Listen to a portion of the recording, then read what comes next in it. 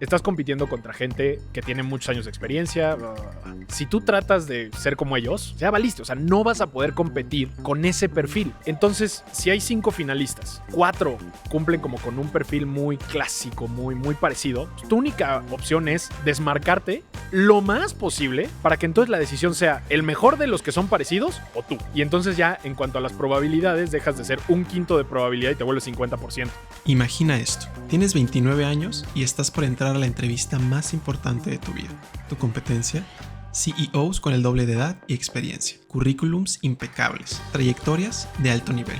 Aquí tienes 2 opciones: hacer lo mismo que todos y esperar un milagro, o convertir justo eso, tu juventud, en tu mayor ventaja. Aportar ideas frescas, tomar riesgos, desmarcarte por completo y convertirte en la opción distinta y por lo mismo, la más obvia para el trabajo. Necesitas una cara nueva, necesitas una cara fresca, necesitas alguien que tenga el drive para hacer las cosas suceder. Tal vez no tenga experiencia laboral de muchísimos años, pero tengo este proyecto y este proyecto y este proyecto y este proyecto donde encontré las soluciones y se la rifaron los consejeros y me escogieron.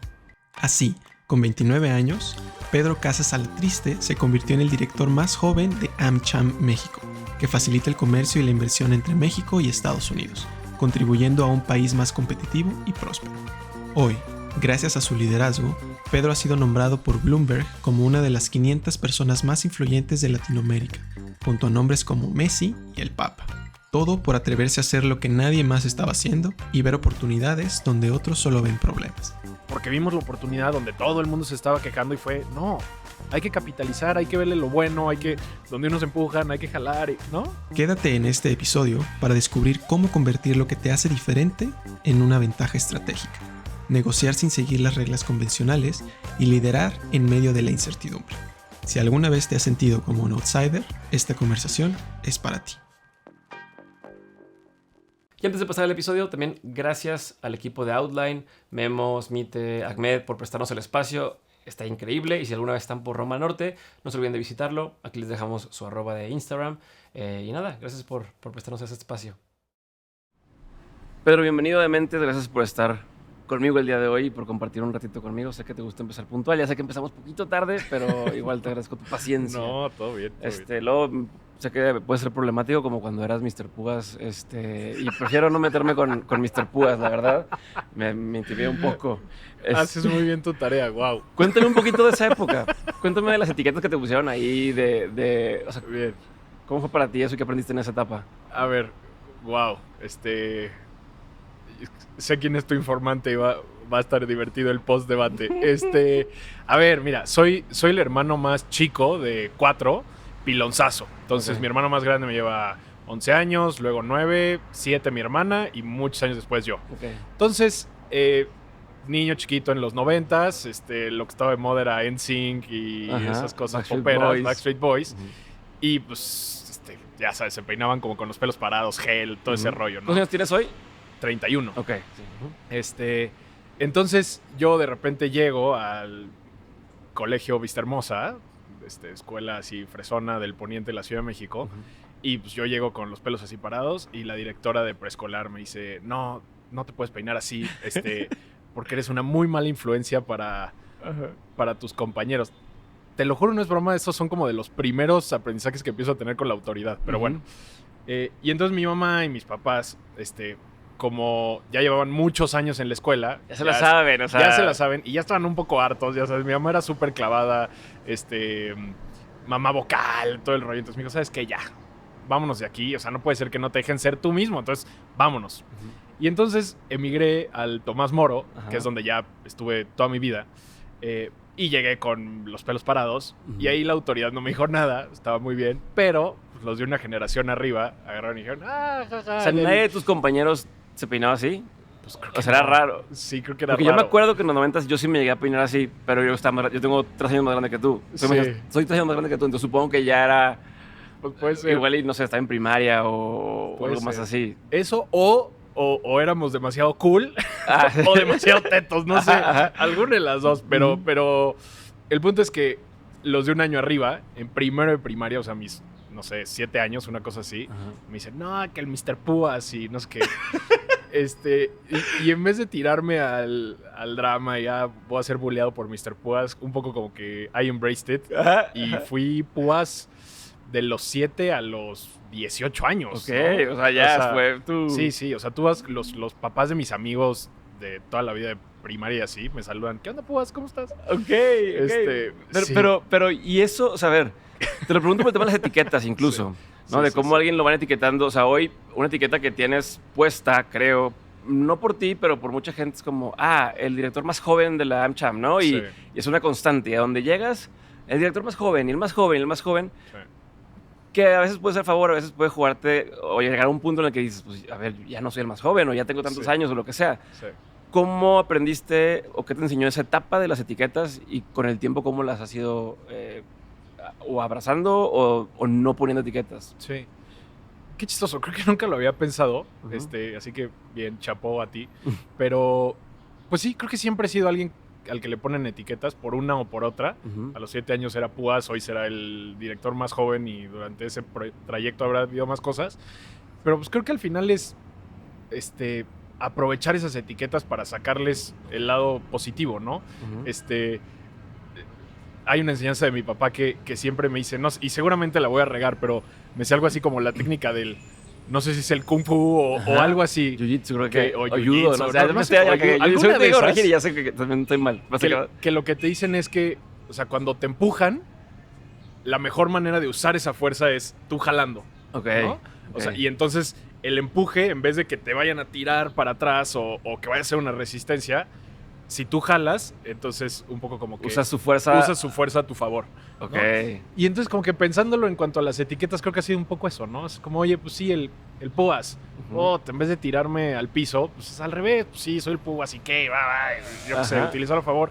Y hoy en día en AmCham, pues sí eres el más joven, pero pues eso te abre muchos espacios, te da la oportunidad de poner una perspectiva un poco más pues bold, como agresiva, Ok. porque tienes tal vez el pretexto de ser el más joven y entonces dices, a ver, pues tal vez es mi edad, pero paca, ¿no? Ajá. Entonces, como que qué las superpoderes etiquetas- me da esto que dice que soy, y entonces, ¿qué haría este personaje, no? Un poco, o no. Exacto.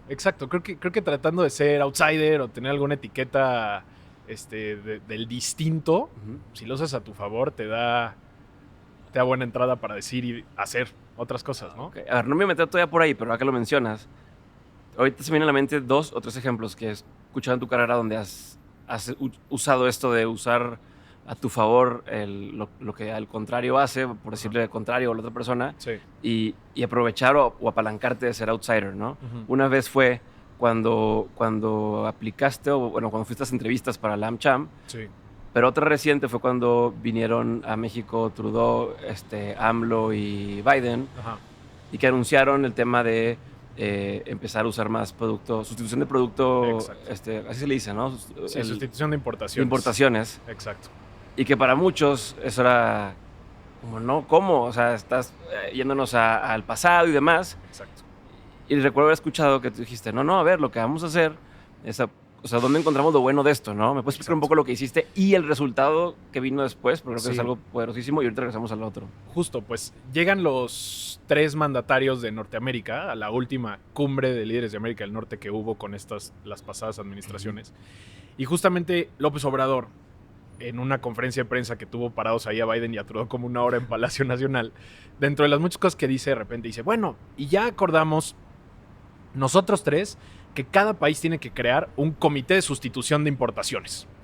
Y ese fue el headline, ¿no? O sea, todo el mundo decía, no, ¿cómo? Comité de sustitución de importaciones, eso es regresar a la prehistoria. Y otra vez, la misma narrativa que escuchamos durante 6 meses de castigar a lo que decía el presidente y cosas así.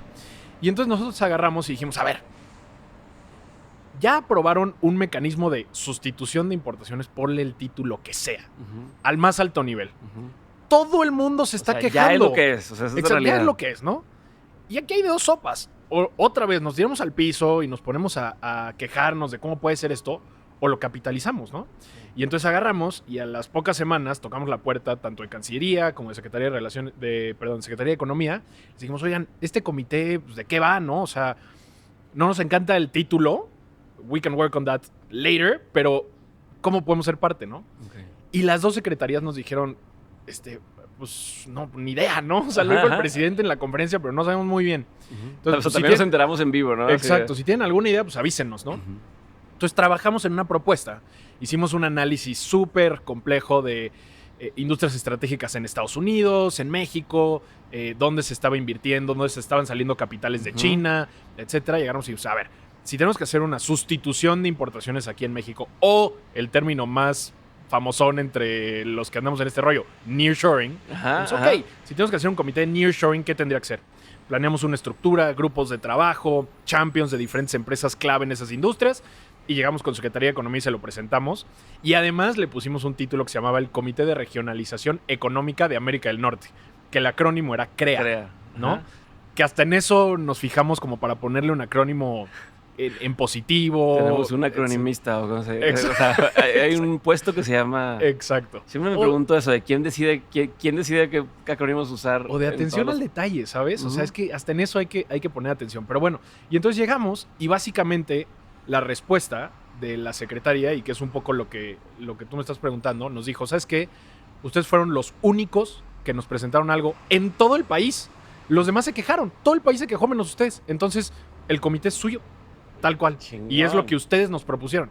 Y entonces, durante el último año y medio de la administración pasada, con la secretaria Raquel Buenrostro, estuvimos trabajando sistemáticamente, nos veíamos cada 2 semanas con cada uno de los grupos. En corto le traíamos avances de las industrias estratégicas, dónde estábamos trayendo inversión, qué cosas se necesitaban para mejorar, que hubiera más inversión en semiconductores, qué necesitábamos hacer para que poder generar el talento especializado en la industria de la electromovilidad. Entonces creamos un grupo de trabajo con International Youth Foundation y las armadoras para generar una currícula especializada para capacitar a gente de los CONACYTs y demás. Entonces, y así me podría ir con muchos ejemplos, pero fue un año y medio de muchísimo trabajo, muchísima incidencia, muchísimos cambios, porque vimos la oportunidad donde todo el mundo se estaba quejando y fue, no, hay que capitalizar, hay que verle lo bueno, donde unos empujan, hay que jalar, ¿no? Y entonces, supongo que para mucha gente entra la preocupación a veces de, es que ¿para qué voy a hacer ese trabajo si al final no va a pasar nada o nadie va a hacer nada, ¿no? Que en este caso ustedes les funcionó y les abrieron la puerta y están trabajando ahí en conjunto, que al final podrá o no pasar lo que ustedes piden, pero al menos están siendo escuchados y están pues, como en esta onda de colaboración. Sí. ¿Te ha pasado en ocasiones donde sí haces toda esta chamba, haces todo este esfuerzo y al final no pasa nada? O sea, vaya, es un esfuerzo desperdiciado. ¿Tiende a pasar? O sea, ¿te ha pasado? Sí, muchísimas veces. Sí. Muchísimas veces. Obviamente. ¿Y por qué lo sigues haciendo? Pues porque algunas pegan, ¿no? O sea, a ver, si nunca intentas, nunca va a pasar nada. Si intentas, pues vas a pegar a una mínimo o a varias, ¿no? Y vas refinando también el cómo hacer las cosas suceder. Para mí, el primer gran aprendizaje de cosas que yo pensaba que eran sumamente buenas, tratarlas de hacer y que no jalaron. Cuando yo tenía como 20... No sé, era estudiante. Y estudié economía en la Ibero. Y había una cosa que se llama en la Ibero, en la estructura organizacional de la Ibero, hay una cosa que se llama el Senado Universitario, que es como el contrapeso del rector. Y entonces en el Senado Universitario están 3 representantes del sector privado, que son del patronato FICSAC, 3 representantes del cuerpo académico, los directores de X o Y departamento, 3 padres jesuitas, el rector como figura ahí para ir a escuchar, y hay un representante de los alumnos, lo cual luego nos podemos meter al debate si eso es justo o no, pero X. Y entonces yo Se intimidan entre todos, ¿no? O sea, ¿cómo? Exacto. Y además somos los que somos más al total y tenemos la menor representación. Pero esa es otra historia y no voy a hablar de mi alma mater, que me caen re bien. Pero bueno, entonces yo era el único representante de los alumnos. Y yo quería pasar una propuesta de que, si bien había una representación del alumno en el Senado Universitario, en el resto de los contrapesos institucionales de la universidad no había. Entonces, por ejemplo, el que sigue es creo que se llama el Consejo Académico, que es la contraparte del vicerrector académico. A ver, una duda. Dame un ejemplo de qué tipo de decisión toma el Senado. El Senado, ¿qué tipo de decisión toma? Y todos estos contrapesos, ¿qué tipo de decisión toman para la cual decide un contrapeso? Sí. Por ejemplo, el Senado revisa los financials de la universidad, si se tiene que destituir al rector o si se tiene que cambiar un director de división, si se tiene que dar un doctorado honoris causa o ese tipo de cosas se aprueban ahí. Cosas como del gobierno corporativo, pero Exactamente. Y en el comité académico es lo mismo, pero a nivel académico. Entonces, nuevos planes de estudio, si se tiene que abrir una nueva carrera, ese tipo de evaluaciones. Perfecto. Y ahí, en la parte académica, que es el servicio que se le da a los alumnos, no hay representación de los alumnos. Y a mí se me hacía bastante ilógico Sí, claro. que no hubiera un alumno ahí o alumna dando sus opiniones, ¿no? El que vive la educación al nivel de cancha. Entonces, me armé una propuesta, pero buenísima, para lograr eso, ¿no? Ujú. Y de repente llego a una sesión del Senado, presento la recomendación, decisión unánime, bateado. Así, Ok, nadie votó a favor. Y yo, ¿cómo? ¿Por qué? Explíquenme, ¿no? En fin, el punto es que ahí aprendí una gran lección de cuando llegues a ese tipo de como decisiones colegiadas y que intentas algo y no sale, Ujú. es que ese tipo de cosas las tienes que cabildear antes. O sea, las tienes que trabajar para que cada uno de los senadores, ¿no? O del grupo que va a tomar la decisión se sienta tantito parte del proceso, ¿no? Entonces fui y durante un mes tuve una sesión con cada uno. O sea, regresaste, ¿no? No Sí, lo dejaste morir, fue no bueno. lo dejé morir. Ujú.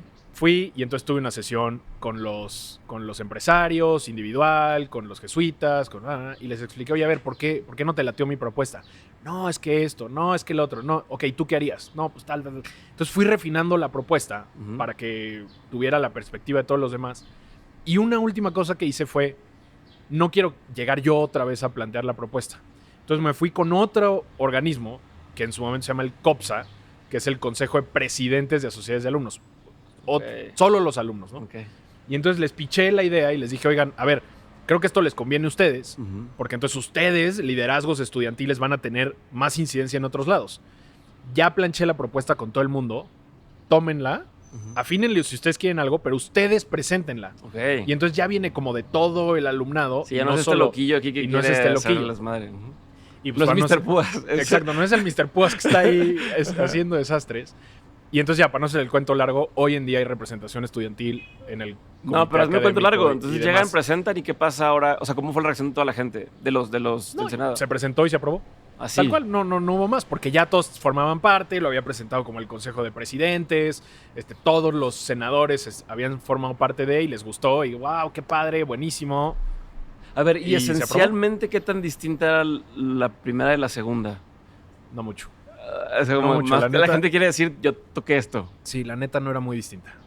Ok. O sea, era simplemente que los diferentes actores se habían sentido escuchados. Mm. En ese tipo de cosas luego hay una palabra o un concepto que es medio que un deal breaker, y si lo modificas, Ya. fluye todo lo demás. Entonces fueron cambios Son mínimos, trigger words. ajustes. No, una palabrita que para Exacto. alguien, por su contexto en el que está, es como, no, es que ya un año hicieron eso y, bueno, le ponemos de otra forma. Exacto. Ok. exacto. Y salió muy bien. Y es lo mismo que estás haciendo o que hiciste ahora, ¿no? Que te sentaste con todos los partidos a ver temas de a dónde llevar el tema del comercio, Sí. independientemente de quién fuera a ganar. Sí. Antes de eso, y estuviste un año trabajando con todos ellos. Sí, híjole, esa es otra historia increíble. Cuando yo empecé el proceso electoral, que te acordarás que en esta etapa fue muy distinto. O sea, Sí. por ley, las campañas empiezan 3 de meses antes y ta. Esta vez fue como un año antes ajá. empezó a hablar de las corcholatas y entonces empezaron a hacer campaña desde un año antes y Ujú. luego la oposición también dijo, bueno, pues nosotros también nos aventamos a eso. Entonces fue un proceso larguísimo, Ujú. ¿no? Y otra vez había como de dos sopas, ¿no? La primera era como quejarse sobre pues, la legalidad y qué tan justo era esto Sí. y eso. Y también, y otra cosa adicional, es que muchas cámaras, y pues, perdón a mis amigos de las cámaras, pero en general, durante el proceso presidencial electoral, las cámaras lo que quieren es tener a su candidato en su evento durante campaña, un poquito palomear y enseñar el músculo de que yo pude traer a la candidata y entonces todos sus agremiados están muy contentos. End of story, ¿no? Y si acaso le presentas un documento ahí, le dices presidenta o candidata, candidato, aquí está mi rollo. Te voy a y- interrumpir, pero Ajá. porque quiero hacer un paréntesis de una duda muy grande que tengo. Sí. ¿Cuál es esa pinche necesidad de todas estas cámaras, de cosas de... Vino la presidenta, en su momento, las candidatas a presidencia, llegaron, hicieron como, hola, tal, y se fueron, ¿no? O llegaron y dieron un discurso armado, nadie aprendió nada nuevo, nadie escuchó nada nuevo, pero aquí estuvo, ¿no? Pero al final todo el mundo sabe que eso vale y lo van a hacer con otras 50 foros, espacios distintos. Sí. O sea, ¿qué ganan o por qué tanto enfoque o énfasis en eso y le dan tanta importancia que dejan de lado otras cosas? Pues no sé. O sea, sí yo creo lo que- ves también que pasa sí, eso. no, totalmente. O sea, yo creo que en las cámaras empresariales en general Ujú. nos falta ser mucho más proactivos, de mucha más visión. Hay un cortoplacismo terrible en México, en todos lados. Y en este tipo de asociaciones donde también los liderazgos duran poco tiempo, pues la gente busca tener quick wins y tan, ¿no? O sea, el deber de una cámara, ¿qué tendría que ser? O sea, como el objetivo por el cual existen. A ver, el objetivo es representar los intereses de sus agremiados, ¿no? Entonces, si eres la cámara del azúcar, pues te dedicas a gestionar que no vayan a ponerle una tarifa a la importación de azúcar o a la Ya. producción, y estoy inventando, no Sí, tengo sí, ni sí, idea sí, de sí, azúcar. Y así sucesivamente, ¿no? De lo que sea que estés representando, velar por el interés, que haya un ecosistema de negocios mucho mejor para esa Ok. industria o ese sector, lo que tú quieras.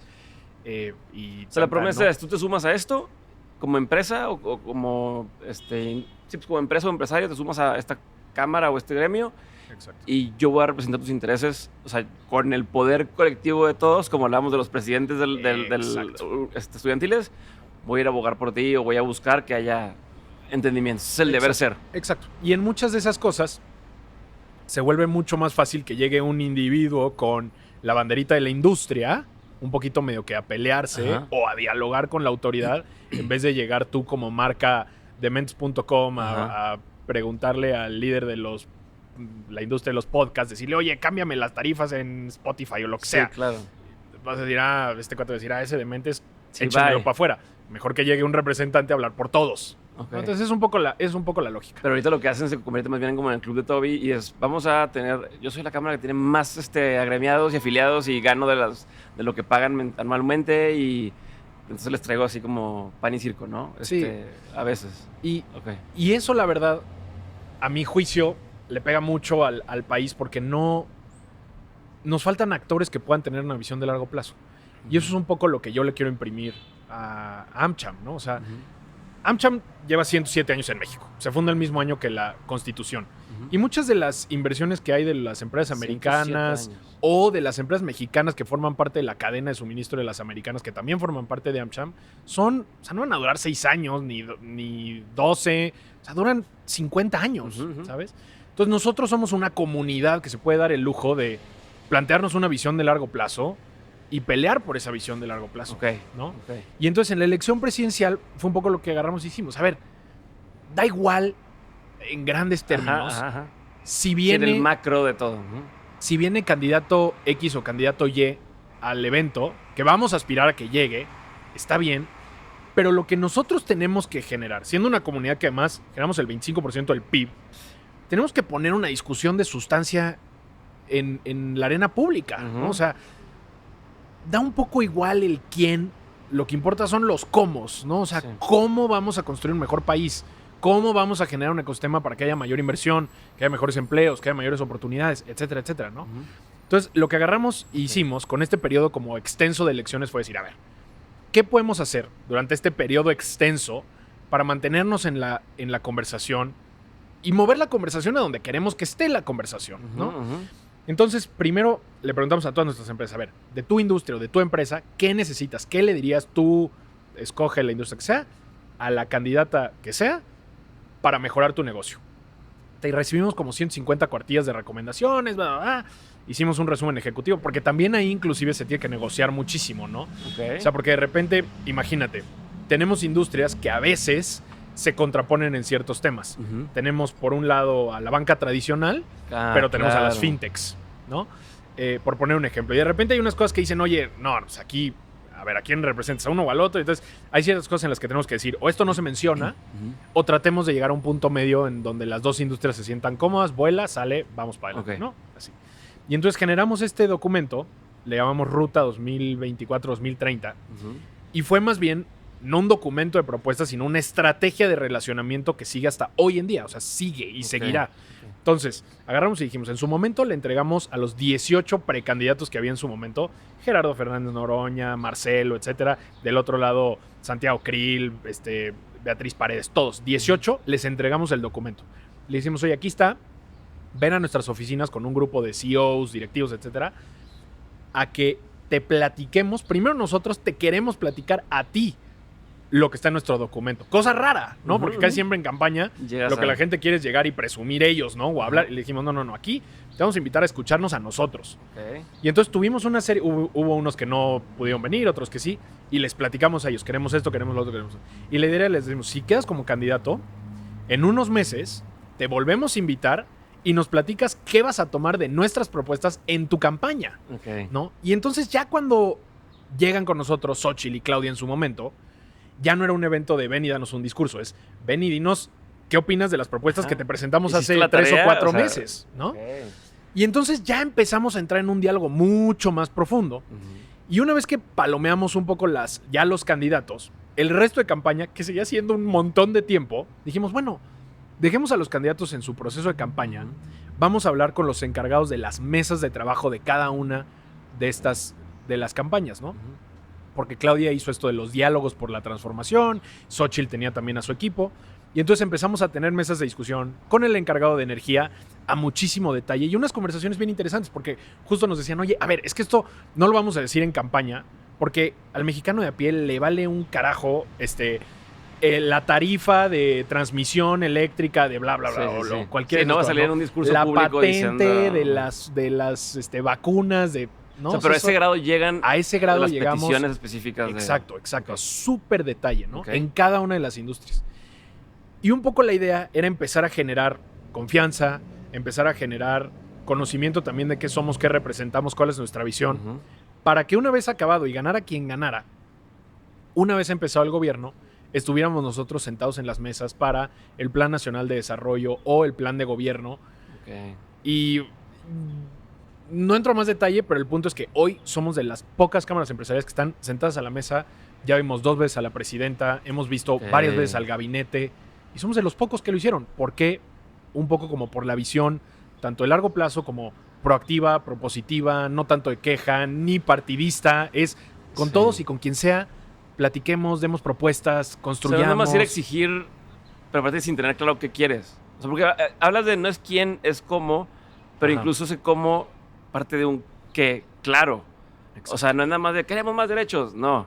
O sea, hay a ver, yo necesito esta cosa, lo que dices, ¿no? Que la patente, Exacto. tal. Y entonces ahora sí, Exacto. ¿cómo le hacemos para que eso pase? Y ya, no y hay por una qué. cosa de qué les voy a dar. Exacto. ¿Y por qué? Y con datos. Y Ok. no solo qué quiero, es cómo te ayuda a construirlo. Que eso era también. Esa es También. otra cosa que a veces nos olvidamos. Sí. Y que creo que es parte de los roles que el sector privado debe de tomar a futuro, ¿no? O sea, estamos en un contexto global en donde el mundo ya cambió para empezar, ¿no? O sea, Ujú, ujú. hay mucha gente, y aquí es donde he hecho mi carta de, tal vez es la edad, Ajá, ajá. tal vez es la edad, pero hay mucha gente que cree que lo que tiene que ser es lo que fue Ujú. hace 20 años, hace 30 años. No hay manera, o sea, no hay manera. El mundo no es el mismo que era hace 4 años, ¿no? Entonces, tenemos que repensar las necesidades del mercado, de la gente, del consumidor, de todo para los siguientes años. Ujú. Y en ese cambio tan rápido, que además sea por temas tecnológicos, etcétera, etcétera, estructuras tan burocráticas y lentas por definición, no es una crítica, es por Ujú. definición el gobierno se mueve lento. Ujú. En todos lados, no el de México, todos lados. Un gobierno que se mueve lento en un mundo tan cambiante, lo único que genera es que se ensanchen las brechas de un montón de cosas. Y esas brechas generan también tensiones en la sociedad, Claro. en la economía, generan muchas presiones como en el tejido social. Y por eso, entre muchas otras cosas, salen populismos, como soluciones fáciles. Y para concluir mi idea, lo que te digo es que el sector privado tiene que empezar a formar parte de muchas decisiones que antes históricamente probablemente no lo eran. Ok. Y entonces tenemos que insertarnos en ese rollo de, a ver, ¿cómo construimos un mejor país? Tal vez no estábamos acostumbrados a, no sé, en el tema de migración, ¿no? El tema de migración, ¿qué le podía llegar a inconveniente Sí, sí. al sector privado? Es política Sí. pública pura y Es dura. muy tu problema, saber cómo le haces tú en la frontera para resolucionarlo, pero... Pero si no metemos las manos, nos vamos a meter en un problemón. Entonces hay que ver cómo el sector privado puede ser parte de eso, entre muchas otras cosas, ¿no? Ujú. Seguridad, salud, Y por etcétera. ejemplo, ahí parte ese tipo de cuestionamientos o problemas, también la Cámara lo presenta a las empresas de, oigan, está esto, ¿se les ocurre cómo poder ayudar? O más bien las mismas personas de los miembros dicen, oigan, estoy viendo esto, yo puedo ayudar así. O sea, ¿cómo es ese...? Hay un poco de los dos. O sea, a ver, teniendo tantas empresas, Ujú. con tanto conocimiento tan específico en tantas industrias, presentan muchas recomendaciones, ¿no? O sea, tenemos a nivel nacional cerca de 30 comités de trabajo, Ok. que involucran tanto sectores como temas transversales, capital humano, seguridad, Ujú. cosas así, y transversales, salud, energía, etcétera, ¿no?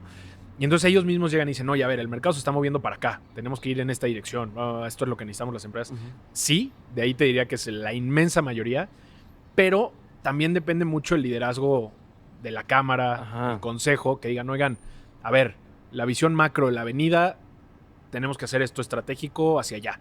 Y empecemos a hacer este tipo de cosas. Como que encarrilas un poco el barco y también se va alimentando con las propias propuestas. Es de los dos. Ok. A ver, tengo 2 cosas de antes que quiero preguntarte Ajá. para luego entrar al cómo trabajas hoy. Pero, ¿aprendiste a negociar Ujú. con tus maestras del Tomás Moro, ¿no? O con la Sí, autoridad. totalmente. Y el tema de cuestionar la autoridad. Te Sí. escuché decir alguna vez que aprendiste a cuestionar la autoridad, pero de forma respetuosa, Ujú. ¿no? Que hoy lo veo con lo que me estás diciendo de eso. Pero, Sí. ¿qué pasaba o cuáles fueron tus primeros aprendizajes de eso, de cómo cuestionar la autoridad? Y lo otro, ¿dónde aprendiste o dónde empezaste a, no quiero decir perderle el respeto, a lo mejor es perderle el miedo a las figuras de autoridad, Sí. de estas de, lo que decías de, ay, pues sí le puedo mandar un sticker, o sea, porque Sí. volvemos a que no muchos tenemos claro pero ¿por qué le habló de tú a fulanito? ¿O por qué tal? ¿Tú dónde Sí. empezó a pasar eso? Uf. Qué buenas preguntas, güey. Estoy cabrón. Sí, estás muy cabrón. Me la soplaron todas. A ver, desde muy chiquito, muy chiquito, o sea, tal cual 7 años, tuve un tema con la autoridad, siempre, ¿no? O sea, Ok. oye, ¿por qué tienes los pelos parados? Y luego también a ver cosas y hacer cosas distintas que a la autoridad me le incomodaban. Entonces, siempre estaba ese rollo, ¿no? Ok. Eh, Un ejemplo de algo distinto que la autoridad le molestaba. pues, por ejemplo, yo me acuerdo que cuando iba en sexto de prepa, por X o Y, me habían invitado como líder de las preparatorias de la zona X a hablar con el que iba para candidato a jefe de la Ciudad de México, jefe de gobierno de la Ciudad de México. Y era un grupo bien chiquito. Y me invitaron a mí, ni me acuerdo por qué. Pero tenía que estar en el Estadio Azul y yo estaba en Coajimalpa. O sea, estás hablando de 1 hora de camino, si bien te va, a las 2 de la tarde. Y las clases se acababan a la 1:45. Entonces hablé con la directora y le dije, oye, ¿me puedes dar un permiso para poder salir antes de que salieran los camiones? No sé qué, para que me dé tiempo de llegar. No. Y yo, ¿por? No, pues porque son las reglas.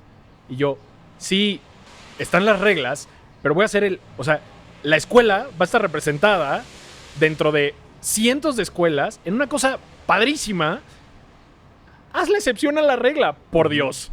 Pues no, y nunca la hicieron, ¿no? Entonces ese tipo de cosas siempre han estado en mi vida. O sea, pero a ver, ahorita mencionas, bueno, dime lo que es decir. No, dale, O sea, interrúmpeme. Hay dos tipos de persona problemática, Ajá. ¿no? O rebeldillos, así. Sí, sí. El que por ser diferente o por no respetar la autoridad y demás, se meten pedos o lo que tú quieras, pero lo van orillando, Sí. ¿no? Ostracizing him, no sé cómo se Sí, dice, sí, sí, como... O sea, se hace chiquito, Sí, sí, se vuelve sí. irrelevante. Sí, sí, sí. Y luego este perfil donde igual reta y demás, pero termina en estos puestos Sí, liderando a otras personas. Otra gente confía en su voz. sí. O sea, todos los ejemplos que me has dado es que yo era el líder de no sé qué, y yo estaba representando tal, y yo estaba tal desde morrillo. Entonces, Sí. ¿qué fue diferente en ti?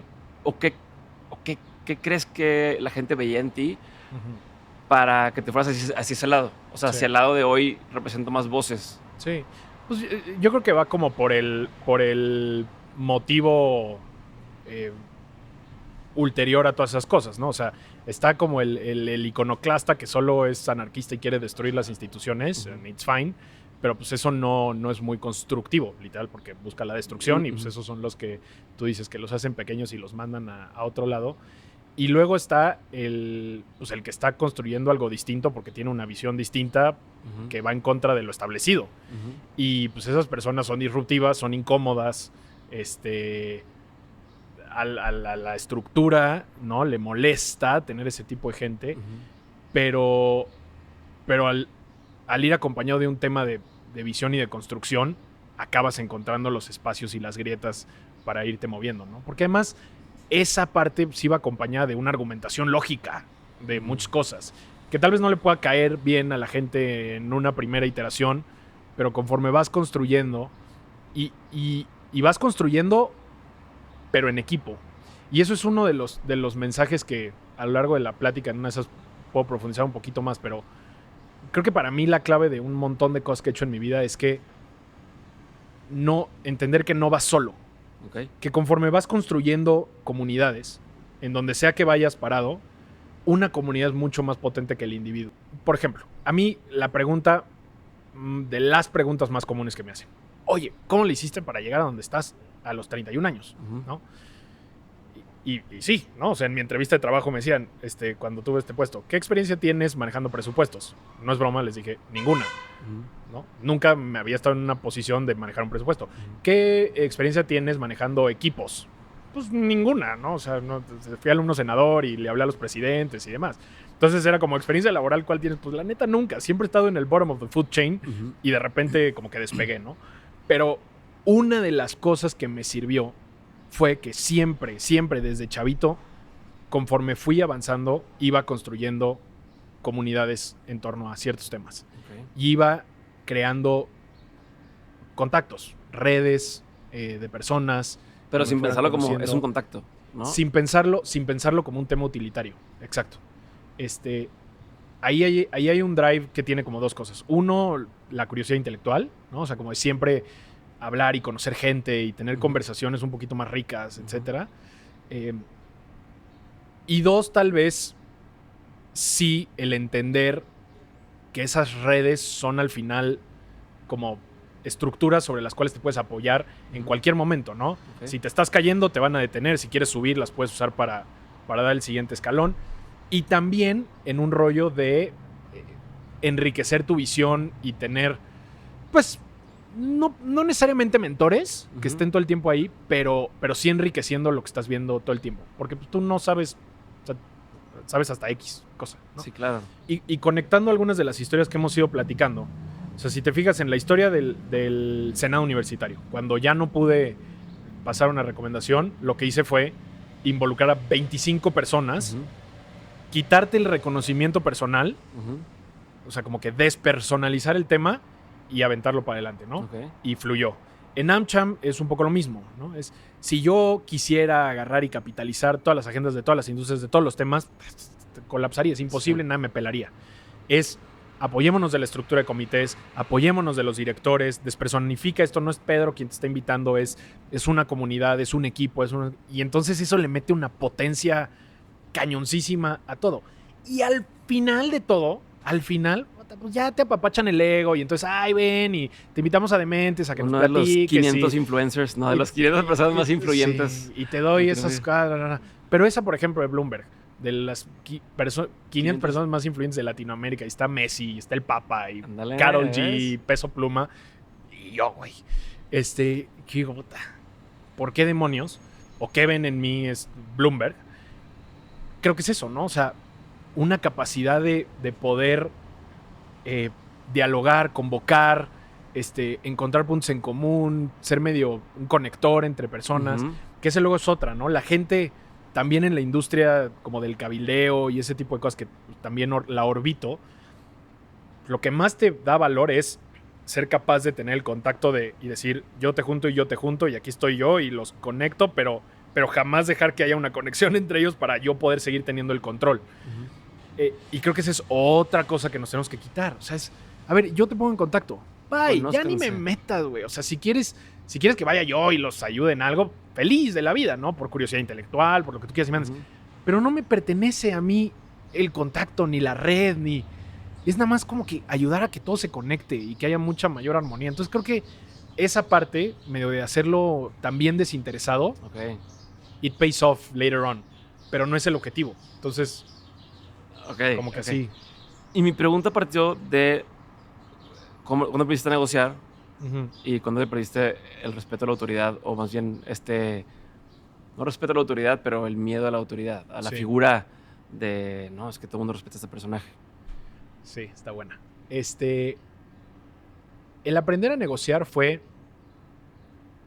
Hay una cosa clave en toda negociación, que es, en la inmensa mayoría, la gente no está haciendo cosas por chingarte, ¿no? O sea, como que es raro, la neta, encontrarte como con un ser malévolo que lo que quiere es chingarte, ¿no? Toda gente, toda persona lo que quiere es buscar un bien para él, para su comunidad, para la postura que está defendiendo. Y entonces, entrar siempre con un rollo de como darle la razón a la gente, siempre, y genuinamente expresar que entiendes dónde está parado, cambia todo. Okay. O sea, cambia todo. Oye, directora de prepa, a ver, yo sé que no puedes darle chance a nadie de salir antes. Yo sé que esto es inviolable y si se entera alguien, te van a joder. Lo entiendo perfecto. Se quiere salvar tu pellejo. ¿No? O sea, entiendo perfecto la regla, entiendo perfecto el motivo, te entiendo perfecto. Pero entiéndeme a mí en esta, ¿no? Esta es una situación extraordinaria, nos va a posicionar muy bien. En una de esas hasta tú lo puedes presumir después de que uno de tus alumnos le fue muy bien en este rollo, le va a ayudar a la marca a la escuela, etcétera, etcétera, ¿De qué lado de la historia quieres estar? Y además, no le voy a decir a nadie. O sea, te lo juro, no me interesa que la gente sepa que me fui antes de clase, güey. O sea, no le decimos a nadie. Ok, sale, va, vete ya. Perfecto, ¿no? Okay. Y entonces ese para mí ha sido ¿Sí pasó así o no? Ya la neta ni me acuerdo, güey. O sea, ya probablemente no pasó porque si no, el trauma no estaría por ahí. Pero viéndolo en retrospectiva, hoy es lo que 17 hecho. años tal vez hubiera dicho eso.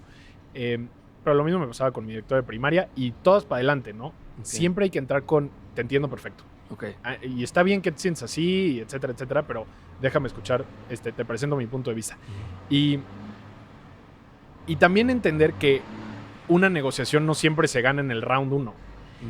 Y además, en el round 1 ni siquiera es importante que gane alguien. O sea, en ese es el round 1, lo importante es entablar una conversación.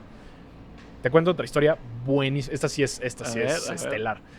De repente llego, y aquí sí no voy a dar muchos detalles, pero llego a una instancia de gobierno en el sexenio anterior, a hablar de un tema súper específico.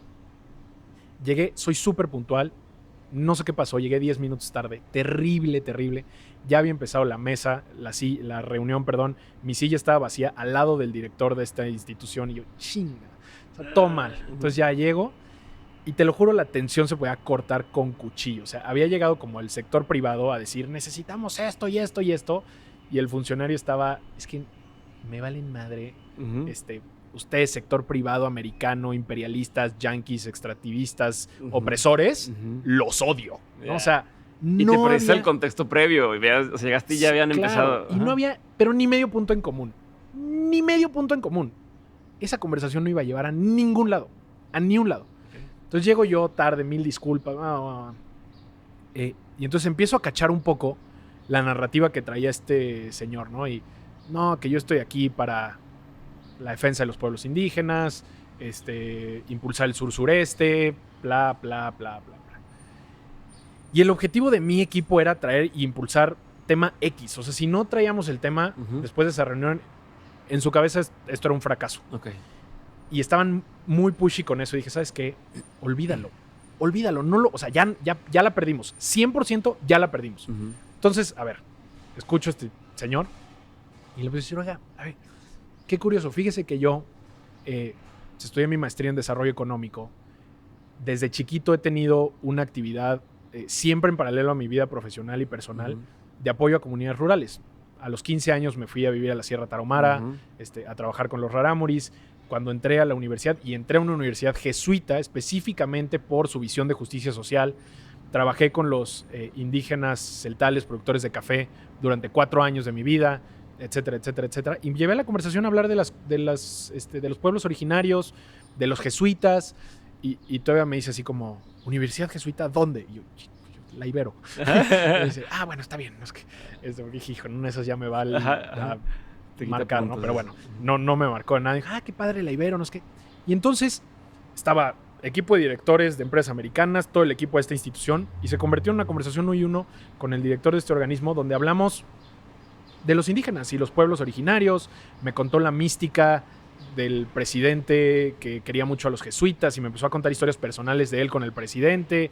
Bla, bla, bla, bla. O sea, fue una conversación increíble. No tenía nada que ver con lo que íbamos a negociar. Nada. Cero. Sí, se volvió un café. Vamos a echarnos un café y ya. Pero estaba cotorreando con este señor y acabó la conversación, acabó la reunión.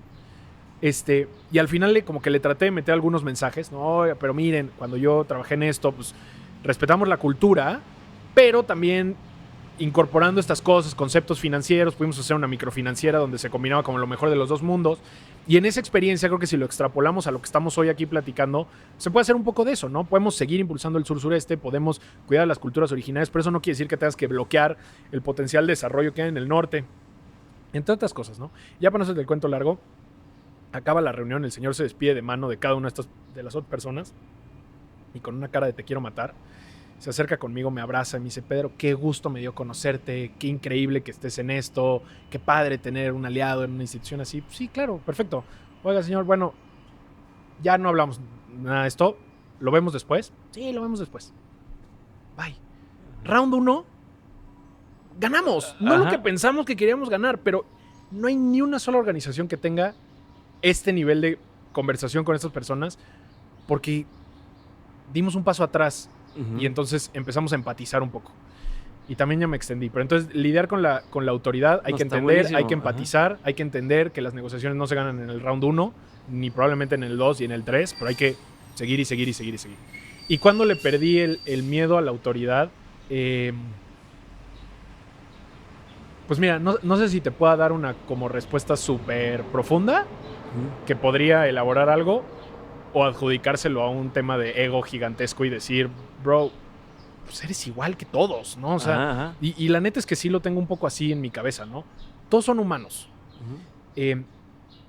Y te lo cuento como con otra anécdota también interesante. Cuando yo tomé este puesto, 29 años, director de AmCham, y yo sabía perfectamente claro que mi lista de amigos se iba a exponenciar de un día para otro. Mágicamente todos querían invitarte a la fiesta. Todo el mundo me iba a querer invitar a la fiesta. Y yo tenía mucho miedo, era yo muy consciente de que esto me podía perder el piso fácil, ¿no? O sea, si no estás como bien aterrizado, te la crees y te vas, ¿no? Entonces yo le mandé un mensaje a un antiguo ex jefe de jefe, Juan Pablo Castañón, que él era el presidente del Consejo Coordinador Empresarial antes. Que ser presidente del Consejo Coordinador Empresarial a nivel nacional o sea, tienes rango casi como de secretario de gobierno, o sea, eres alguien muy importante en el país. Y entonces le escribí, le dije, oye, Juan Pablo, ¿te puedo marcar rapidísimo? ¿Te quiero contar algo? Sí. Le dije, oye, Juan Pablo, me acaban de dar la dirección general de AmCham. ¿Qué me aconsejas? Bla, bla, bla, bla. Le dije, hay una cosa en particular que me importa mucho, que es cómo no pierdo el piso. O sea, ¿cómo le hago para saber quién está conmigo porque está conmigo? ¿Quién está conmigo porque le interesa estar conmigo, no? Y me dijo... Ojo, es muy fácil para quien lo ve desde fuera decir, ay, pues que no te la creas tanto y ya. Pero no es cuando te... O sea, ya estás ahí y te empiezan a abrir oportunidades que no te imaginabas, te empiezan a llegar con ofrecimientos y lo que tú quieras. O sea, sí, no es tan fácil. O sea, por eso muchos artistas después también, ay, ¿por qué se le subió? No es tan obvio como pareciera hacia afuera, creo yo. Pero bueno. Totalmente. Y me dice Juan Pablo, me dice, es muy fácil, Pedro. Te tienes que acordar que es el puesto, no eres tú. O sea, es el puesto, no eres tú. Es el director general del American Chamber of Commerce, no es Pedro Casas, ¿no? Y entonces, y me dijo, y yo todos los días antes de dormir era introspección y decir, es el puesto, no eres tú. Porque el día de mañana pierdes el puesto y entonces ahí sí ya eres Pedro Casas, ¿no? Y entonces eso para mí me lleva a dos reflexiones. Una, esa, la de acordarme es el puesto, no eres tú. Y entonces, sí, capitaliza la plataforma en la que estás hoy en día para hacer todo el bien que puedas. Pero es la plataforma, no es Pedro Casas. Entonces esa es una. Pero la otra, para el tema de la autoridad, es que si eso lo extrapolas a todo el mundo, es lo mismo para todos. Entonces, la presidenta es la presidenta, pero es Claudia Sheinbaum, ¿no? Y el secretario es el secretario, pero es Perenganito Pérez. Sí. Siempre hay un humano detrás. Y los humanos somos, la neta, muy iguales, ¿no? O sea, y entonces como que entendiendo que siempre detrás del puesto o detrás de la autoridad hay un ser humano, pues eso mismo es lo que te ayuda a las negociaciones, a perderle el miedo. Pues porque es, ok, respeto la jerarquía en los primeros 30 segundos, pero después es, tú también eres papá de alguien, hijo, Claro. hermano, tienes pedos, ves la vida, tienes aspiraciones, como todos los demás. Pues, viéndolos como seres humanos, creo que le pierdes un poco el miedo. Yo la primera vez de las primeras veces que recuerdo que entendí eso fue justamente cuando me tocó interactuar con unos padres jesuitas. Ajá. Porque pues está la figura del padre y de tal, ¿no? Sí. Yo soy ateo, pero en ese entonces está como ese tema de, no, el padre habla de usted y tal. Y luego mi mamá iba a unas pláticas con jesuitas casi todo tiempo. Decía, ¿qué vas ahí? Un día fui y los ves como que quitan el puesto primero. O sea, Sí. entra primero la persona y después el puesto. Y a veces te olvida que estás hablando con alguien que es religioso, Exacto, ¿no? exacto. Y para mí fue como, claro, o sea, no está peleado el ser persona, el pasártela bien, el echar desmadre con el puesto en el que estás. Digo, esto es el lado religioso, pero igual aplica para todo lo demás. Y hoy lo ves, muchas veces una estrategia mía es llegar por el lado humano y de rato, pero oye, ¿pero por qué te llevas tan chido con este güey? Es que primero soy compa de él Ajá. y luego me pongo la gorra de, bueno, vamos a hablar ahora sí de trabajo, de tu puesto a mi puesto, ¿no? Exacto. Entonces creo que eso ha funcionado chingón. Exacto. Pero hay cosas, Pedro, que no te puedes, que no es debatible, como el tiempo que lleva alguien en un puesto, Sí. ¿no? En tu caso, por ejemplo, tú entraste al Amtrak, o estás compitiendo contra gente que llevaba años y años y años en puestos que en teoría Sí. son el correcto para Sí. aspirar a lo que tú querías estar. Sí. ¿Cómo compites contra eso? ¿Qué opinión tienes o qué perspectiva tienes sobre el tema de no sé si has escuchado la frase, no es lo mismo tener 10 años de experiencia a repetir el mismo año 10 veces, Ujú. ¿no? Que pues tienes un año de experiencia en el mismo puesto, pero haz lo mismo siempre. Sí, claro. Y en general, ¿cómo aprovechaste esto o cómo le diste la vuelta a esto para competir con todos los demás? Sí. Pues mira, para mí, y aquí es donde entra un consejo súper cañón. Porque cuando entras a esa... O sea, el proceso definitorio de decisión pues, es la entrevista, ¿no? O sea, llegas a la entrevista final y son 20 minutos. Para mí fueron 20 minutos que definieron mi vida, ¿no? Porque en esos 20 minutos hubo un grupo de 6 personas que decidió catapultar mi carrera. Sí. Probablemente sean de los 20 minutos más importantes de mi vida.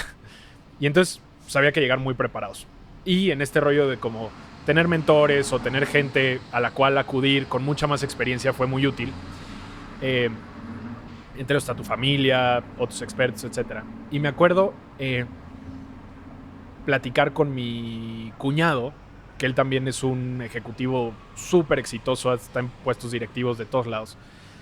Y le dije, oye, a ver, ¿qué me recomiendas, no? Él acababa de justo tener una promoción bien importante en la cual compitió, no sé qué, a nivel internacional.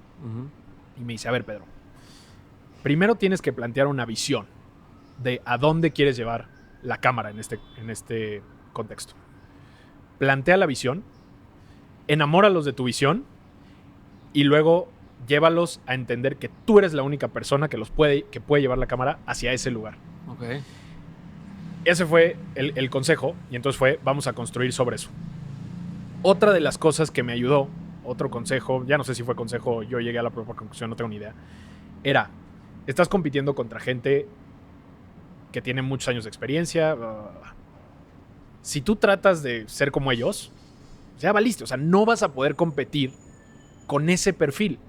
Entonces, si hay 5 finalistas, 4 cumplen como con un perfil muy clásico, Sí. muy parecido, pues, tu única opción es desmarcarte lo más posible para que entonces la decisión sea el mejor de los que son parecidos o tú.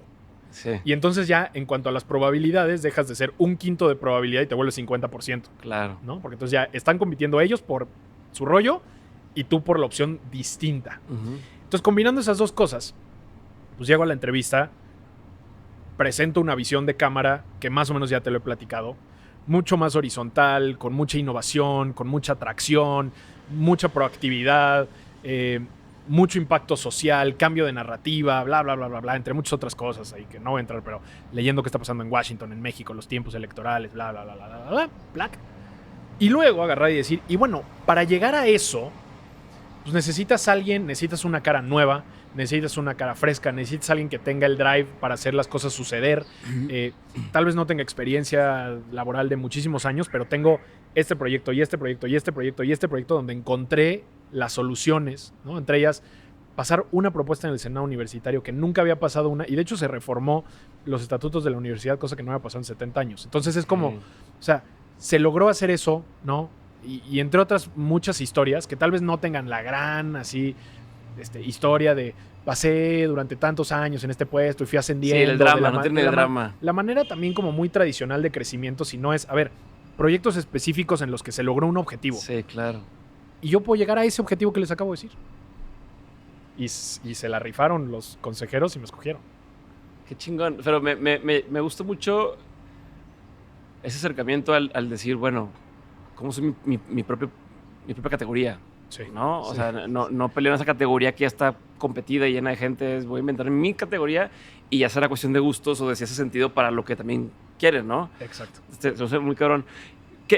¿Cómo sustituyes la experiencia en este caso? A lo mejor es parte de lo mismo, pero ¿cómo puedo sustituir el no tengo tanta experiencia? Ya que entras al puesto, Sí. decir, ok, no tengo experiencia en esto. Sí. No, o sea, sí, tengo esa visión, sé que podría llegar a ser, pero no sé cómo se manejan aquí las cosas. Sí. No sé cómo lo he manejado. No he manejado equipos en esta estructura tan o más rígida de, pues hay ciertos salarios, hay ciertas cosas, hay tal. ¿Cómo sustituyes experiencia ahí? Sí, hay varias cosas. La primera es ser muy honesto al respecto. Yo llegué, y honesto en general con todo. Ese es así, honesty is the best policy. En todo lo que hagas en el mundo, ese es el mejor consejo que les puedo dar. Si ya no quieren volver a seguir escuchando el podcast, quédense con esto y apáguenle, ¿no? O sea, honesty is the best policy en todo. Entonces, yo llegué la primera semana con mi equipo, un equipo que lleva, todos son más grandes que yo, llevan ya años en la institución, y les dije, aquí hay una regla y hay una cosa que yo te puedo prometer, cada uno de los directores, que voy a ser honesto contigo. Nada más. No sé si vamos a llegar a los objetivos, no sé si en un mes nos vamos a dar cuenta que los consejeros la cagaron y por qué metieron a un güey de 29 años, pero lo que sí te voy a prometer es que yo voy a ser honesto contigo, te voy a decir dónde veo errores, dónde no sé, dónde sí sé, dónde, etcétera. Y lo único que te voy a pedir es lo mismo de tu parte. No me vengas con bullshit, no me trates de endulzar las cosas. De frente, honestos, y vamos con eso. Primera cosa. Segunda, y va de la mano con eso, es hay que confiar en quien sí sabe, ¿no? Entonces, asumir tu propia ignorancia es un paso extraordinario. Porque si no asumes tu propia ignorancia y te quieres salsear y decir, no, si es así y es asado, tus probabilidades de cagarla son mucho más grandes. Entonces, hay que saber apoyarse en el equipo. Y al saber apoyarse en el equipo también generas un double win. Uno, porque mejoras tu operación porque estás confiando en los expertos y al mismo tiempo le subes el nivel a tu equipo, ¿no? Y eso es algo que personalmente como equipo sirve un montón. Claro. Porque ante un nuevo liderazgo y también alguien más joven y etcétera, una cosa que les prometí a todo mi equipo es a esta institución la vamos a levantar, ¿no? Somos una estructura muy pequeña en cuanto a nivel de jerarquías, ¿no? Estoy yo, los directores, y hay como 2 o 3 niveles más para abajo y se acabó, ¿no? Entonces las posibilidades de crecimiento Están topadas. están muy topadas. Y eso se vuelve muy desmotivante para el grueso, ¿no? Y entonces si la estructura no permite crecer, lo que sí podemos hacer es elevarle el nivel a la estructura. Y entonces yo voy a confiar más en ti, director de X, y eso va a significar más responsabilidades para ti, mucho más exposure, mucho más poder de decisión, etcétera, etcétera, etcétera. Y eso ayudó mucho, ha ayudado mucho a levantar el equipo, el ánimo del equipo, la motivación del equipo, los retos personales para el equipo. Y eso a su vez pues, te ayuda también a ti como director y como institución, pues seguir creciendo. Entonces, honestidad, confiar con tu equipo, elevar. Y había una tercera cosa que ya no me acuerdo cuál era. Pero... O sea, pero al final, para sustituir la experiencia, más que pensar en tengo que ganar la experiencia pronto, es más bien cómo me apoyo de quien sí no la tiene. ¿No? Es un poco... Exacto. O sea, no se trata de lo que tú traes ya, sino de cómo impulsas y capitalizas lo que los demás saben hacer y han hecho. ¿Más o menos? Sí. ¿Por ahí va? Exacto. Y la tercera tal vez, que no era la que quería decir, pero otra cosa, es pues tampoco tener miedo a preguntar, ¿sabes? Tengo un consejo directivo al cual, pues, oigan, ¿cómo ven esto, no? ¿Le damos para adelante o no? Si hay una decisión en la que no esté seguro, pues preguntas y al final, que eso fue también parte de la entrevista porque me decían, oye, y entonces los presupuestos, pero entonces no sabes, pero entonces ¿cómo le vas a hacer? Y les decía, a ver, tal. Y al final, tampoco tenerle miedo a tomar una decisión, que eso es muy importante. O sea, recoge toda la información que puedas y como líder, una vez que sepas qué hacer, es la decisión y vas para adelante y ya, cabrón. O sea, si en 2 meses te das cuenta que la cagaste, pues la cagaste, cabrón. Pero ya no te puede temblar la mano a la hora de tomar decisión y a lo que les decía a los consejeros. Les dije, no tengo experiencia. Me baso en mi equipo, recibo información, pregunto también a los consejeros o lo que sea y a tomar decisión. Y no hay que tenerle miedo a tomar decisiones también. Una cosa es que tu equipo te abrace y te acepte, sobre todo estos que son más grandes que tú, que por lo general puede llegar a ser como, llegó un chavito a decirme cómo está la onda. ¿Qué pasa con el resto de los miembros de las empresas? ¿No? Tienes directivos en sus 50s, en sus 60s, en tal. A lo mejor algunos incluso escépticos ya por sí del organismo como tal. Oye, pues sí, es que yo llevo participando en esto tantos años y nunca cambia nada, ¿no? Como el típico. Y ahora meten a un chavito, ¿no? Seguro que muchos han de haber tenido eso en la cabeza. Habrá quien no, pero habrá muchos que sí. O que tienen hijos de tu edad, ¿no? Y que han de decir como, ay, mi hijo, ¿cómo? O nietos. Ajá, o nietos de tu edad. Ahí, ¿cómo evitas, o sea, o cómo cambias la imagen ante esta gente? ¿O en qué te concentras para... ¿Lo piensas o no lo piensas? 2 cosas. Uno es, bueno, 3 cosas. Uno es quitarte eso de la cabeza, ¿no? O sea, no hay cosa que más odie, que además está de modita entre nuestra generación, que es el síndrome del impostor. ¿Qué es esa? No jodan, o sea, a ver, ¿cuál síndrome del impostor? Si estás es porque estás y ya, confía en ti. No, ay, tengo el síndrome del impostor, pues ahí te vas a quedar, brother, o sea, porque o te la crees o no vas a avanzar. Entonces, 0 síndrome del impostor, ya estoy aquí por algo y te la crees, ¿no? O sea, confianza. Asúmelo. Ya, confianza, número 1. 2, así como tú, hay que llegar preparados siempre a cualquier reunión.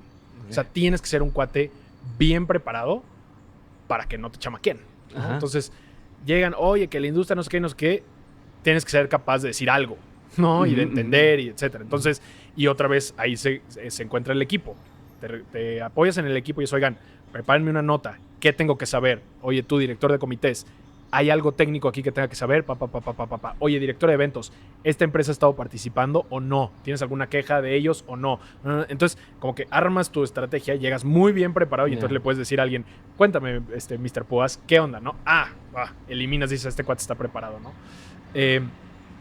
Preparado, confianza y... Sí, creo que esas me quitasme de la cabeza el tema de que ese es un tema. O sea, exacto. Ya me acordé, perdón. Y la tercera es resultados. You can say whatever you want, pero si no generas resultados, esas primeras 2 te llevan hasta cierto lugar. Sí, ¿no? O sea, puedes estar muy preparado y te la puedes creer y tú llegas muy salsita, etcétera. Pero si pasa X cantidad de tiempo y no has generado nada, esa cosa se va a caer.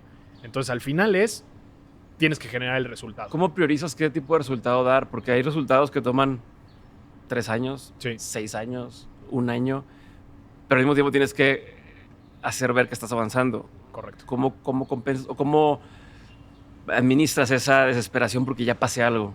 Sí, pues es que es eso, es entender los tiempos, ¿no? Y comunicarlos muy bien, ¿ok? Porque entonces, oigan, a ver, de aquí a 3 años queremos lograr esta. Esa es la gran meta a mediano plazo. Pero para llegar a la meta de mediano plazo hay que meter el gol 1, el gol 2, el gol 3, el gol 4 y el gol 5. ¿No?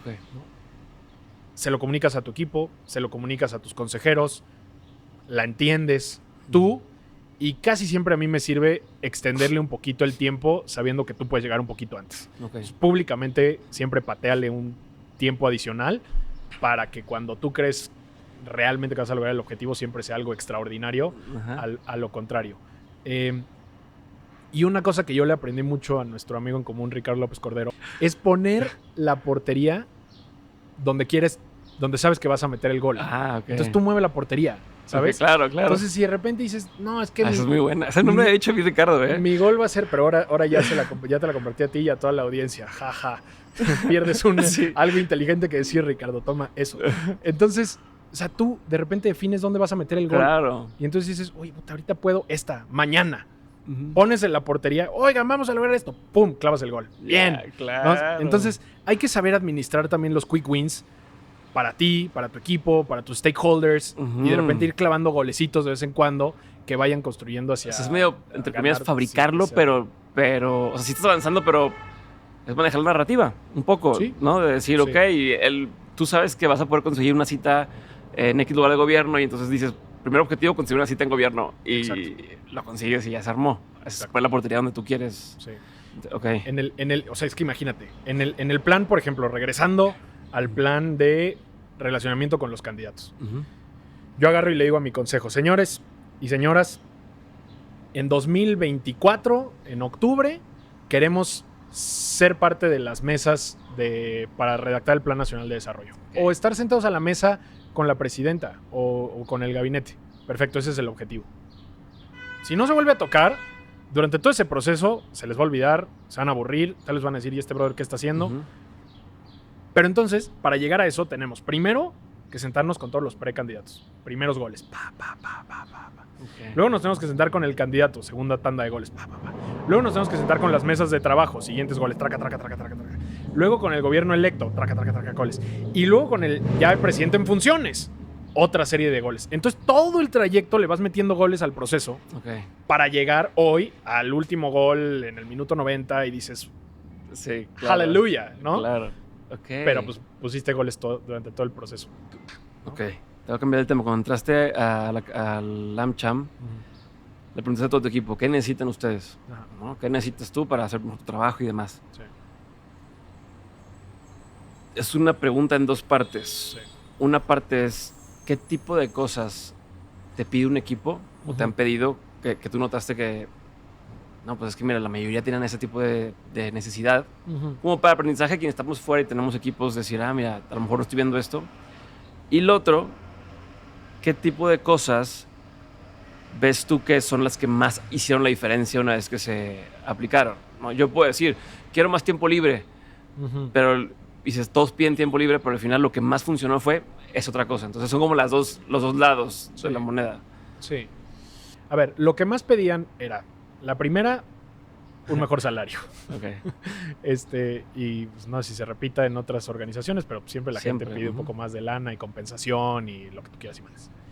Y la segunda era una combinación de gente dentro de su equipo, o sea, no necesitamos más gente para reducir la chamba, o herramientas para poder hacer su chamba, ¿no? Oye, necesitamos comprar esta plataforma de X o Y que nos ayuda a mejorar el diseño, o necesitamos esta cosa para llevar la contabilidad, o bla, bla, bla, bla. Entonces, básicamente, casi todas eran cosas que necesitaban lana, Ok.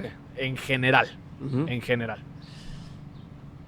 Sin embargo, lo que más ayudó y mejor pagó fue todo lo que no está relacionado a la lana, por mucho, que es crecimiento personal, motivación, sentido de pertenencia, misión y el ver que su chamba genera resultados tangibles, ¿no? Ok.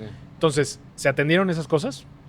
Hubo un incremento salarial muy importante, que espero que haya contribuido a su felicidad, pero siempre se puede más, entonces es como un bien casi Ujú. que no se puede satisfacer nunca. Le hemos estado invirtiendo a la estructura interna, nada más para que te des una idea. Cuando yo recibí la cámara éramos como 40 y piquito empleados, hoy estamos pegándole casi a 70 Ok. en 2 años, es un crecimiento muy, muy, muy rápido de la estructura, pero esta cosa que yo te decía de vamos a crecerte como profesional, como persona, que tengas mayor experiencia, mayor decisión, o sea, y es yo, digamos, a mis reportes directos que son los líderes, pero al mismo tiempo les dices, y para tú poder hacer eso, tienes que hacer lo mismo con el que está abajo y el que está abajo con el que está abajo, ¿no? Entonces, levantar la estructura, darle espacio a la gente para expresarse, para participar. Las juntas de liderazgo, por ejemplo, cuando yo llegué, eran juntas directivas, que solo eran mis reportes directos y yo. Y además lo hacíamos en una oficina o en una sala de juntas que además está todo abierto. Entonces, a mí se me hacía muy raro, porque era como nos metemos así como el grupito de 7, Ujú.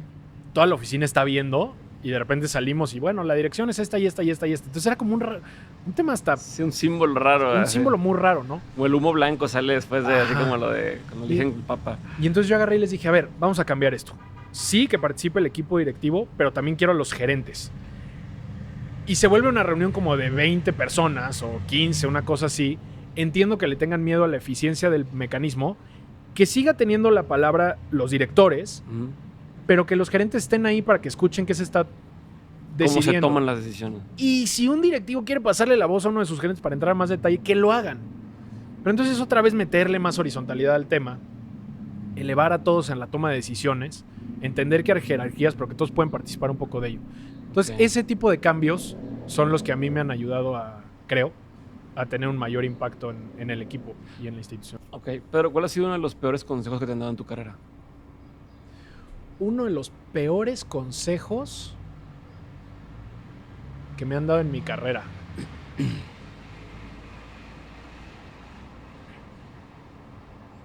Qué buena pregunta, y sabía que me la ibas a preguntar y la llevo pensando desde ayer y dije, pues ya, ojalá que se me ilumine la cabeza no va a ser llegando nada y aquí. ojalá que pase. No sé. Ok, ¿cuál sería uno de los mejores que te han dado? A ver, ya he dicho varios, ¿no? Ajá.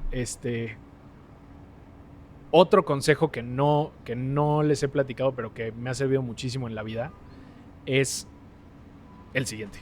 Y lo platico con un poquito de contexto. Cuando en algún momento de mi vida que estaba entre chambas o buscando chamba, como que no acababa yo de encontrar este balance entre, esta chamba me gusta mucho, pero pagan una basura. O esta que pagan mucho, pero me va a hacer totalmente infeliz, Ujú. ¿no? Y encontrar el balance entre esas, yo decía, ¿qué hacer, no? Y entonces había un personaje que yo lo veía y tenía una chamba como en la ONU, que además esas cosas no pagan nada. Ujú. Pero exposure a nivel mundial, lo que este cuate decía, tenía un impacto en todo el planeta, pero no le pagaban. Yo decía como, ¿what? Y sus hijos eran cuates míos de la del colegio y pues yo los veía Que vivían bien. teniendo una vidita bastante buena, ¿no? Y yo decía, ¿este cuate qué está haciendo, no? Ujú. Entonces le dije, oye, ¿puedo platicar con tu chief? Sí, entonces fui y me eché un café con este personaje y me dio este consejo que es maravilloso. Me dice, Pedro, tú tienes que encontrar como un óptimo de Pareto, 80-20, en el que 80% de tu tiempo se lo dediques a lo que te dé lana. Ujú. Porque, dependiendo de tu grado de hippies, Ujú. puedes, o de valores personales, puedes vivir en algo que te encante y que no te pague nada y pues, fine, y seas feliz y lo que tú quieras y mandes. Pero hay un sistema en el que pues, necesitas lana, ¿no? Ujú. Para muchas cosas. A comer. Entonces, encuentra algo que te dé lana. Si encuentras algo que te dé lana y además te haga feliz, wow, bien, good for you. Pero yo creo que son pocas las personas en el mundo que tienen así una chamba sumamente fulfilling y rewarding y aparte que te haga millonario.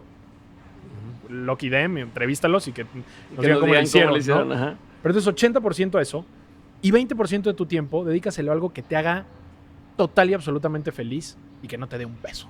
Si te da, qué bueno, pero si no te da, que te haga absolutamente feliz y te enriquezca mucho la vida. Y ese balance para mí ha sido maravilloso. Hoy en día yo te ¿Ya puedo decir, encontraste que te enriquece?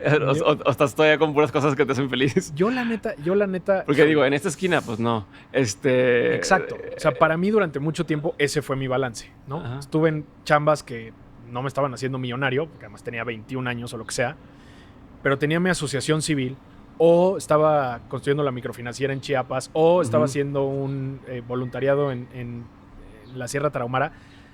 Esas cosas a mí me llenan de vida. Porque a mí la parte de como tener un impacto social, transformar mi entorno, o sea, eso es lo que me mantiene vivo y feliz. Ujú. Pero no me da nada de lana. Ahorita AmCham sí, pero bueno. Entonces, eso durante mucho tiempo fue un gran consejo, fue un gran balance. Y cuando yo veo a gente que está en esa disyuntiva que es muy común, decirles, a ver, ya deja de darle vueltas. Esta chamba te la están ofreciendo, te van a pagar bien, estás más o menos en lo que te gusta, go with it. Pero aliméntala con otro 20% de tu tiempo en todo lo demás que te vuelva loco o loca para hacer. Y eso. ¿O sientes que la AmCham te combina las dos cosas? Yo hoy en AmCham, la neta, soy muy afortunado y estoy en un lugar donde me pagan bien y estoy plenamente feliz. Sí, o sea, como que diste en el blanco con sí, yo tuve mucha suerte. tipo de trabajo donde se complementan las dos cosas muy Sí. chingón. Pero la neta fue mucha suerte. Ok. ¿Qué consejo antes tú dabas como un buen consejo y con la experiencia ya no darías? Hijo, otra buena.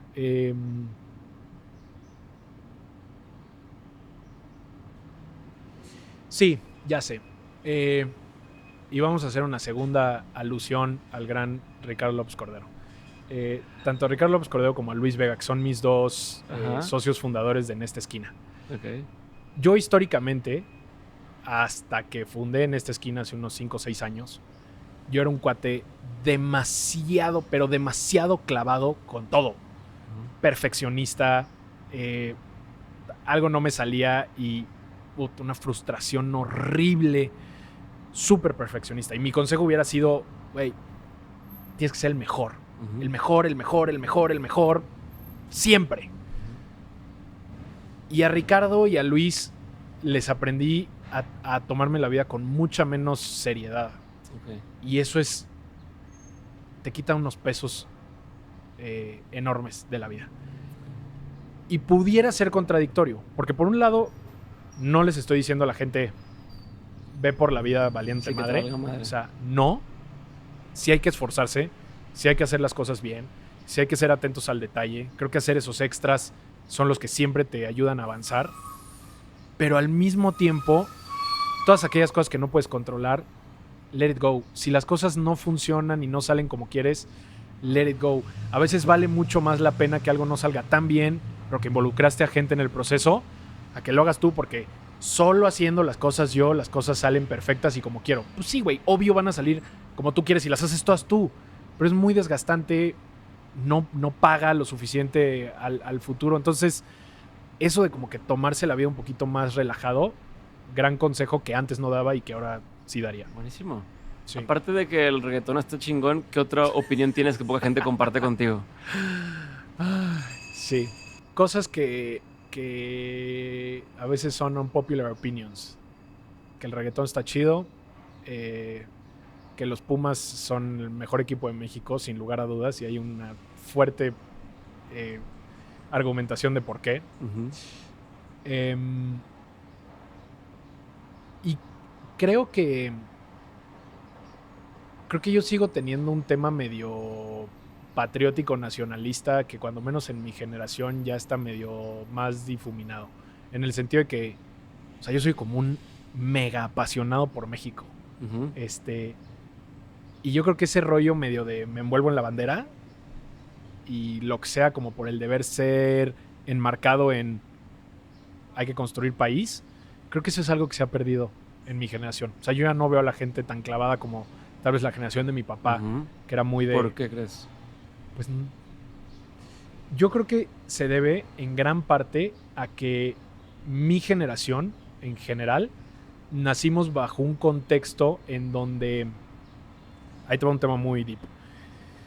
Nuestra forma de consumir y de vivir, mucho por la tecnología, se ha hiper segmentado. Y entonces ya, por ejemplo, a mí ya me tocó crecer con escuchar la música que quiero personalizada en el momento que quiero, que puedo brincar a lo que sea cuando quiera. Lo que veo en la televisión, yo no veo la televisión abierta. Yo ya tengo 3, 4 plataformas en mi televisión y veo lo que quiera cuando quieras, hiper personalizado. Yo ya crecí en un entorno en donde no me identifico con ningún partido político, por ejemplo. Yo crecí en un entorno en donde también el acercarte a una religión pues como muy monolítica, en donde todos creemos en lo mismo, pues ya tampoco está tan de moda. O la gente ha empezado a experimentar su espiritualidad de una manera mucho más personal, diversificada, etcétera. Más a sí mismo. El internet te ha permitido pertenecer a distintas comunidades que antes tal vez no tenías acceso, ¿no? O sea, mi papá tenía sus amigos de primaria y secundaria y los de la chamba y, ¿sabes? Eran como tus 3, 4 grupos con los que vivías a perpetuidad. Hoy puedes ser parte de el grupo de amigos que les gusta la música clásica de no sé qué, de bla, bla, bla, porque los conociste en este grupo. Entonces, toda esa historia que te quiero decir es que yo creo que estamos en una generación hiper fragmentada, en donde ya es bien difícil que la gente pueda llegar a ser parte y convivir con estas macroideas generales de muchas cosas. El Estado-Nación, el país, otra vez la religión, el no sé qué. Entonces, el partido político. Ya todas esas grandes comunidades ya son bien difíciles de que grupos grandes puedan ser parte de, porque ya cada quien puede acceder a lo que quiere y a lo que le gusta en otros modos. ¿Crees que es algo bueno o que es algo malo que eso esté pasando? Pues ni bueno ni malo. Simplemente hay que aprender a cómo manejarlo, ¿no? En cuanto a orden social, antes era mucho más fácil el orden social porque podías encapsular a gente en este grupo de pensamiento, con este partido, con esta religión, con esta no sé qué, y todo era mucho más delimitado, ¿no? Cupular, delimitado, jerárquico, etc. Hoy estamos entrando a un nuevo mundo, a un nuevo orden social donde todo es mucho más horizontal. Todo. Okay. No es que sea mejor o peor, pero entonces hay que entender cómo manejar esta coyuntura. No tengo respuestas de cómo, pero esa debería ser mucho la lógica en la que los nuevos liderazgos entiendan, ¿no?, este tipo de cosas para poder operar el sistema. Ok. Háblame, o sea, sé que alguna vez tuviste un curso de Theta Healing. Sí. Háblame de alguna práctica Sí. o algún hábito o alguna costumbre que tengas, por más normal o rara que sea, Sí. pero que haya hecho una diferencia o sea, importante en tu vida, ¿no? Que digas, oye, esto para mí fue un game changer en tu vida. No importa en qué categoría lo queramos meter, pero una cosa que hayas hecho o Sí. que hagas. Pues eso. Para mí el Theta Healing fue una herramienta que después fui moldeando a mi modo y desechar tal cual eso que tiene toques medio sectosos y de cosas así. Amor a los Theta Healers. Pero fue el aprender a conectar con mi energía, los de los demás, meditar, introspección. Todo eso cambió mi vida radicalmente. Porque entonces ahora la práctica se vuelve meditar de manera constante. Antes la verdad lo hacía mucho más, diario, en las noches.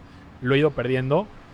Pero el tener la capacidad de conectar contigo, hacer una pausa, escuchar a tu cuerpo, ser capaz de ser mucho más sensible con tu entorno, para mí ha sido un asset maravilloso en mi vida. Okay. Te vuelves mucho más sensible a este rollo como de read the room, ¿no? Porque otra vez eres mucho más sensible a lo que está pasando. Al estar mucho más consciente de lo que pasa contigo, también se vuelve mucho más fácil operar en esta máquina, ¿no? En la máquina personal. O sea, estás en la cabeza, tienes tu maquinita y de repente dices, ¿por qué estoy explotando ante esto? ¿Por qué estoy, no sé qué? ¿Por qué estoy tal vez triste? ¿Por qué estoy sensible? ¿Por qué me comporto así en estas cosas? Entonces, y digo, ya hay mucha gente que opera esto yendo a terapia, hay mucha gente que se recarga mucho en la religión, etcétera. O sea, todo lo espiritual. Creo que cada quien tiene que encontrar la manera en la que le funcione, pero sin duda esa parte, game changer. Ok, buenísimo. Háblame de un game changer que exista, o sea, igual, algún principio, alguna cosa que hayas aplicado de lo que tú has aprendido durante todo este tiempo, pero que te funciona muy bien en tu relación con Mariana hoy, por ejemplo. Otro gran consejo. Creo que yo he vivido de consejos en mi vida. Es que estás chavo. Pues sí, ¿verdad? No dejar que los pequeños problemas se conviertan en grandes problemas. Y para lograr eso, y sé que va a sonar medio Paulo Coelho, libro de Sanborns, pero es la comunicación. La neta, o sea, es plain and simple, ¿no? Si hoy me molestó que Mariana haya hecho X y no lo comunicas, es la típica que hasta en meme, ¿no? O sea, 3 años después, ¿te acuerdas el martes 2 de 1997 que hiciste esto? ¡Pum! Bomba nuclear en 3 años. Pero cuando es una cosa muy pequeñita y la resuelves, evitas que se escalen los temas. Y eso lo puedes extrapolar extrapolar a lo que quieras. Entonces, te digo, eso es la vida de familia, de pareja, pero en tu chamba, ¿no? O sea, si hay algo que un colaborador está haciendo y que te jode, dilo rápido, antes de que se construya sobre eso y explotes. Ok. Esa. Pedro, última pregunta. De todo lo que has aprendido, tanto en lo personal como en lo laboral, has tenido un montón de aprendizajes. Quisiera que me ayudas a recapitular 3 aprendizajes que quisieras tener siempre presentes, o 3 principios, pero que te hayan ayudado a ti a un poco escapar del sistema, ¿no? O sea, aún siendo este personaje diferente, este outsider, te hayan ayudado a que hoy tengas el éxito que tienes. Sí, la primera es el tema de la honestidad. Te facilita la vida tanto ser honesto, porque el tema de la honestidad genera muchísimas repercusiones. Y porque además es un tema visto muy profundo. No es nada más no digas mentiras. Ser honesto implica ser congruente con lo que piensas y lo que haces. Okay. Entonces eso es muy fácil, güey. Porque si empiezas a bullshetear, muy rápido te empiezas a confundir. A la gente no le cae bien. Es bien fácil de detectar. Entonces como que la autenticidad abre puertas. Entonces ser congruente con lo que dices, con lo que actúas. La parte de las mentiras, sin duda, ¿no? Si empiezas a mentir, te empiezas a minar el camino tú solito. Los mismos errores, es mucho más fácil aceptar que la cagaste y decirlo abiertamente a tratar de encubrirlo. Okay. Porque al final te la van a cachar, ¿sabes? Y también eso te ayuda a generar una reputación. Okay. Y la reputación, al final de cuentas, creo que es lo único que, si hoy te corren de tu chamba, si hoy te roban todo tu dinero, si hoy estás solo encuerado en la calle, lo único que te queda, además de tu cuerpo y tu alma y tu cerebro, es tu reputación, ¿no? Y esa te puede ayudar a reconstruir muchas cosas. Entonces, en fin, honestidad, número 1, por mucho es la más importante. La segunda es estar atento a los detalles y a dar un poco el extra, siempre. Tantito. Yo crecí en un contexto hiper afortunado. Palabra de moda, hiper privilegiado. De todo, por donde la veas. Nunca me ha faltado nada. He recibido la mejor educación que alguien puede tener. Pero dirías, bueno, hay mucha gente que tiene eso también y no todos están donde me ha tocado estar a mí. Porque creo que un diferenciador también ha sido el que el privilegio te tiene que sentar las bases para no mantenerte en el statu quo, sino buscar un pequeño diferenciador en todo. Y a lo largo de mi carrera se ha visto en distintas cosas. Y en serio, son pequeñeces, pero... Ponerle atención a la maestra te llevó a la ONU. Poner atención, exactamente. ¿No? O sea, no haber faltado esa clase, ser un cuate que participaba, que levantaba la mano cuando todos estaban en su celular, cuando todos se brincaban la clase, cuando todos se pendejaban a la maestra. Pues no lo hagas, güey. O sea, ya estás aquí. ¿Cuánta gente tiene acceso a una educación privada? ¿Cuánta gente tiene acceso a una licenciatura?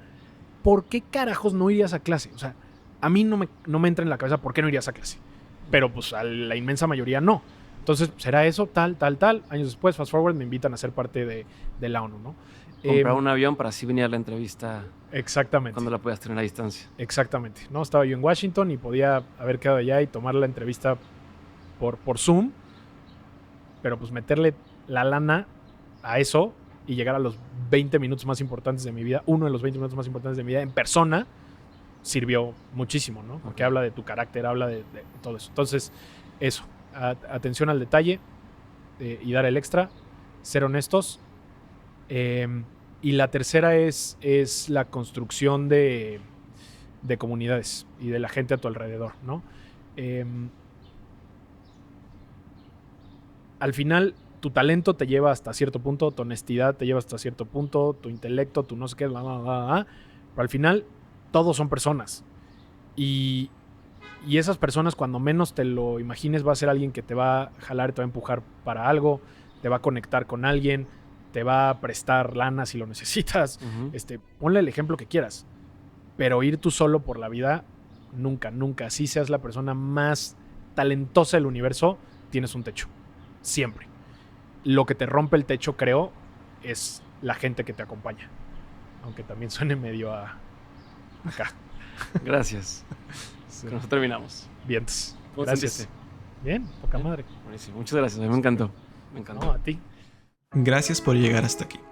Seguramente este episodio te dejó muchos aprendizajes. Si tuviéramos que resumirlo en solo 3, serían los siguientes. 1. Crea tu propia categoría para competir. Cuando Pedro se enfrentó a candidatos con más experiencia, entendió que imitarlos no era opción. En vez de encajar, se desmarcó con una propuesta fresca y al ser la opción distinta, sus probabilidades de éxito aumentaron. 2. Encuentra oportunidades donde otros ven problemas. Pedro entiende que quejarse no abre puertas, pero proporcionar soluciones sí. Su respuesta proactiva ante las crisis lo ha llevado a liderar iniciativas clave y diferenciarse del resto. 3. Construye comunidades, no solo contactos. Para Pedro, el poder está en conectar personas con intención y sin esperar algo a cambio. Las comunidades sólidas generan más oportunidades que cualquier estrategia individual.